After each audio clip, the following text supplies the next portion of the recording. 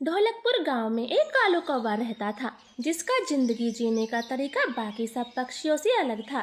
एक दिन वो अपने घोंसले में बैठा हुआ था, तब उसकी नजर दूर से आ रहे मिट्ठू तोते पर जाती है, तो वो जल्दी से उसके रास्ते में बैठ जाता है। ये मिट्ठू जरूर कोई पका अमरूद लाया होगा। आज इसका अमरूद खाकर मजा ही आ जाएगा।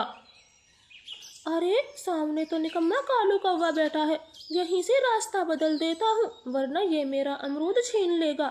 ऐसे सोचकर मिट्टू रास्ता बदल देता, लेकिन कौवा भी बहुत चालाक था। वो उसका पीछा करता है और उड़ते उड़ते मिट्टू के घोंसले तक पहुँच जाता। कालू कौवे, तुम मेरे घोंसले में क्यों आए हो? चलो भागो यहाँ से। मिट्ठू, मैं तो तुम्हें कब से यह बताने की कोशिश कर रहा हूँ कि तेरा भाई आया था। तेरी भाभी ने तेरी माँ को बहुत मारा है, लाठी से सर फोड़ दिया, दोनों पंख जला दिए। बेचारी एक टूटे फूटे घोंसले में पड़ी है। क्या कहा? मेरी माँ के साथ इतना बुरा हुआ है? मुझे अभी जाना होगा। मिट्ठू जल्दी से अपनी उड़ान भरता है।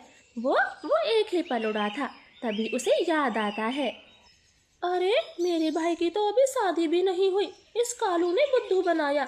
ये सोचते ही वो वापस से अपने घोंसले में आता, लेकिन तब तक कालू कौवा वो अमरूद लेकर भाग चुका था। कितना रसीला अमरूद है, क्या फायदा इतनी मेहनत करके गर्मी में भोजन ढूंढने का, जब खाना इन टिड्डियों से फ्री में मिल जाता है।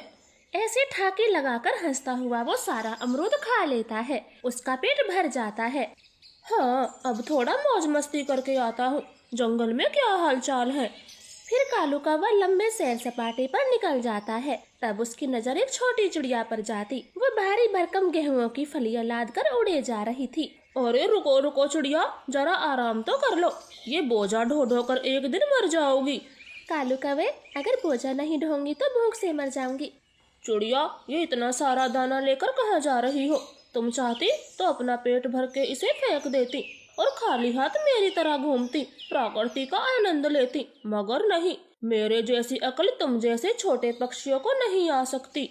कालू कौवे, मुझे चाहिए भी नहीं तुम्हारे जैसी अकल। और हाँ, दाना मैंने इसलिए नहीं खाया ताकि मुझे वजन लेकर उड़ने में आसानी हो, और इतना सारा दाना मैं अपने अच्छे कल के लिए इकट्ठा कर रही हूँ। मैं तो कहती हूँ तुम भी करो। बेकार की सोच है, अपना तो एक ही वसूल है, जितना खाना है उतना खाओ, बाकी बचा फेंक दो। ऐसे बोलकर कालू कौवा उड़ जाता है। चिड़िया वापस से अपनी उड़ान भरती, और इसी तरह से कई महीने बीत गए थे।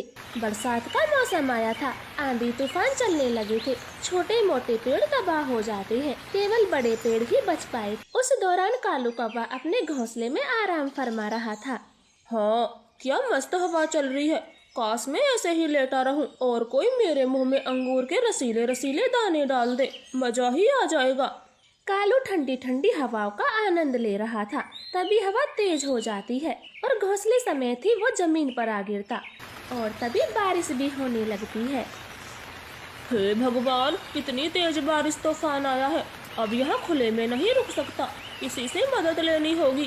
कालू बारिश से बचने के लिए कई पक्षियों का दरवाजा खटखटाता है। जल्दी जल्दी से दरवाजा खोले, बहुत तेज बारिश है।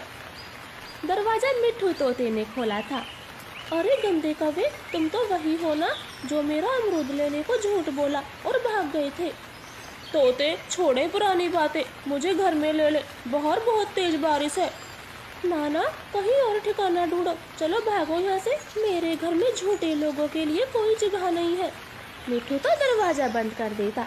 अब कौवा कईयों का दरवाजा खटखटाता है, मगर कोई उसे अपने घर में नहीं रखता। आखिर में वो चिड़िया के घर जाता है, लेकिन चिड़िया के घर में जगह जगह पानी भर रहा था। वो अपनी छत को बारिश में ठीक करने की कोशिश कर रही थी। चिड़िया बहन, प्लीज मुझे अपने घर में रख लो, वरना बारिश से मैं मर जाऊंगा, और भूख भी तेज लगी है। तुम्हें तो पता है, मैंने एक भी दाना जमा नहीं किया।